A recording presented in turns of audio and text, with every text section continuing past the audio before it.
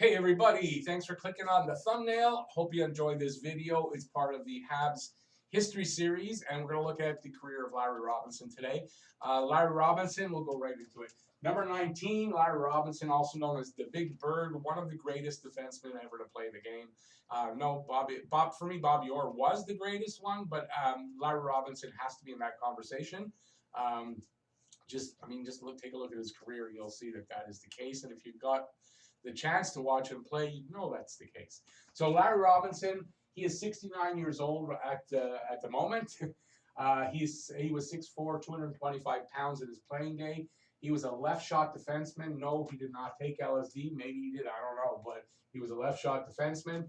And he was drafted 20th overall in the 1971 entry draft. I believe Montreal had 3 picks in that first round, and Robinson was either the second pick after they had drafted Lafleur, or he was the third one. I think he might have been the third. We'll get into his career. We'll go through all that after. So he was drafted, and then he went to the Nova Scotia Voyageurs in 71-72. I said that badly, the Voyageurs. 74 games, 10 goals, 14 assists, 24 points. And in 15 playoff games, 2 goals, 10 assists, 12 points. Not bad numbers for a rookie, but apparently at the beginning of the next season, he was pulled aside by the coach Al McNeil, and he was told that if he wants to make it to the NHL, he's going to need to play a little bit more physically. And apparently he immediately went out, he started fighting, and he fought everybody he could, and he was physical, and that got him to the NHL. He credits that Al McNeil telling him that really to getting him to the NHL, because he doesn't think he thinks if nobody would have told him that at the time, he might never have done what he did and getting more physical, and he might never have reached the NHL. Although, with the talent he had, it would have come out at some point, I think. So, so in that 38 games the next season, he had 6 goals, 33 assists, 39 points. That's in just 38 games, and you can see very improved, and he was ready for the NHL because he came up that same year, played 36 games, 2 goals, 4 assists, 6 points for Montreal. And in the playoffs, 11 games, 1 goal, 4 assists, 5 points. Won his first Stanley Cup with the team. So that's a great accomplishment in your first season. In the following season, 73-74 and 74-75, these were the 2 seasons Philadelphia Broad Street Bullies were dominating the league with their intimidation and the physical play. And he had 78 games played, 6 goals, 20 assists, 26 points.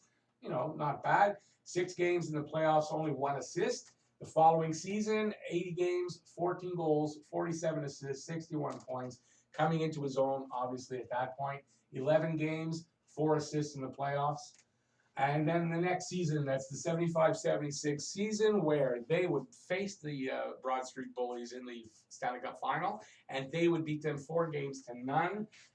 During the regular season, though, he had 80 games played, 10 goals, 30 assists, 40 points, so a little drop-off in numbers there. But in the playoffs, 13 games, 3 goals, 3 assists, 6 points, and they would win the Stanley Cup, and that would be his second Stanley Cup win in his first 4 seasons.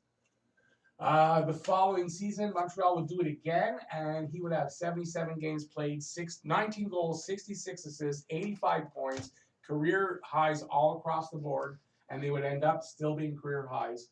The 19 goals as a career high is kind of appropriate. That's the number he wore on his back. And in the playoffs, 14 games, 2 goals, 10 assists, 12 points, Stanley Cup win, and he was voted as the best defenseman in the league that year and won his first Norris Trophy. The following season, 77-78, 80 games, 13 goals, 52 assists, 65 points, so a drop-off in points. 15 games played, 4 goals, 17 assists, 21 points, and I believe he was the leading point getter in the playoffs that year.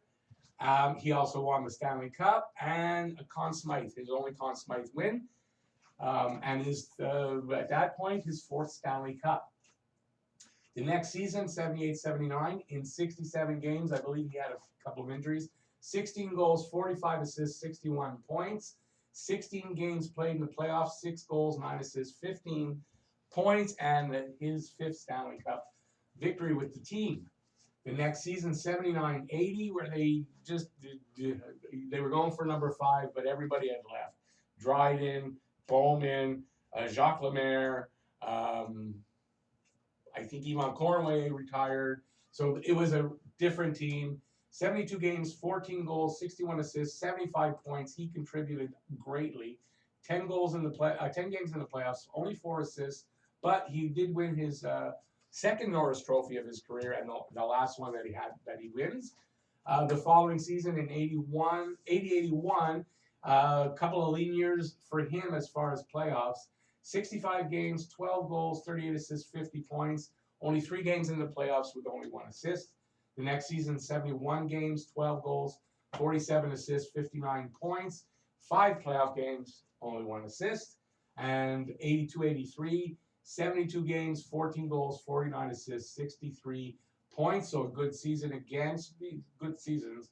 3 games in the playoffs, no points. One of these 3 games is when they played Edmonton Oilers, and Andy Moog just shut them down, and they didn't win a game, and he just, I'll never forget that. That's the first I remember. I think it's the first we ever saw of Andy Moog. That's the first time I really remember him, and he turned out to be a great goalie, and he played here for his final season.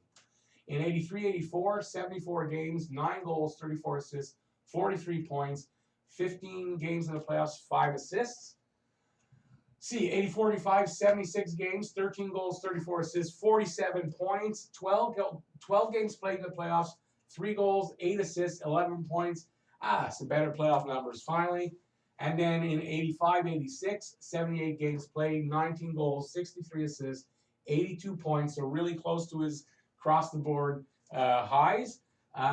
In 20 playoff games, 13 assists. And his 6th Stanley Cup win with Montreal, and his final Stanley Cup win as a player. In 86-87, 70 games, 13 goals, 37 assists, 50 points. 17 playoff games, 3 goals, 17 assists, 20 points, which is only 1 shy of his career best playoff point total. In 87-88, 53 games, I believe he was hurt. I don't think there was any lockout or anything like that. I might be wrong. 6 goals, 34 assists, 40 points. He's starting to drop off in numbers. 11 playoff games, 1 goal, 4 assists, 5 points. In 88-89, 74 games played, 4 goals, 26 assists, 30 points. 21 playoff games, 2-8 for 10 points. They were the Cup finalists that year. They lost to Calgary in Game 7 on home ice, and I think that was the first, if not only time that has happened to Montreal where they've lost a Game 7 in the Stanley Cup final on home ice. In 89-90, he ended up signing a free agent contract with LA because he was dropping off. I guess Montreal thought they didn't need him. In 64 games, 7 goals, 32 assists, 39 points. 10 playoff games, 2 goals, 3 assists, 5 points. In 90-91, 62 games, 1 goal, 22 assists, 23 points. Now the drop-off is definitely there. 12 playoff games, 1 goal, 4 assists, 5 points. 91-92 his final season. 66 games, only 3 goals, 10 assists, 13 points, and 2 playoff games, no points. And that was it for a career. 1,384 games played, 207 goals, 751 assists for 958 points. In the playoffs, 227 games, 28 goals, 116 assists for 144 points. So that is 6 Stanley Cup victories, 2 Norris trophies, 1 Conn Smythe trophy. In all those years, he was first or second All-Star 3 times each, and he was 10 times to the All-Star game. An amazing career, and he's a record holder for that. Plus 730 in his career, and his highest season was a plus 120, which I think was 4 behind Bobby Orr's record of 124 plus 124.